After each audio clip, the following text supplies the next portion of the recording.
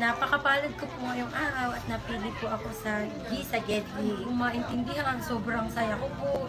Kaya maraming salamat po talaga sa binigay po na opportunity sa akin ng Giza Gedli. Kahit anong problema ang kakaharapin mo, isa lang ang pinakamabigat talaga, feeling ko po, yung mahiwalay sa anak mo. Yes. Totoo yan. Totoo po. Di bali, malay mo ba? Paano po kaya natin kakaharapin yon? Titiis na lang po. Tapos, di naman po natulad dati na wala pong cellphone. May cellphone na po. Oo, pwede mag-ano, no? Makikita Yung naman video na po call ba yun? sila. Video Opo. call. Asawa ko po nagtatrabaho bilang pong construction worker. Kaya po, hirap na hirap po. Kung ano, minsan di po kasya, lalo ngayon pag umuulan, yung trabaho niya 3 beses lang isang linggo. Hindi po kasya sa amin yung pera.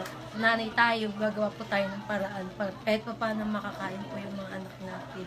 Kahit kapos po sa buhay. Kita ng asawa kong di ganun kasapat. Tapos naisipan ko mga ibang bansa na. Sa mga nanay dyan na katulad ko, mahirap man ang buhay, huwag tayong susuko. Kaya yan, laban lang. Kaya kaya natin to. Itaguyod natin yung mga anak natin hanggang sa abot ng makakaya natin.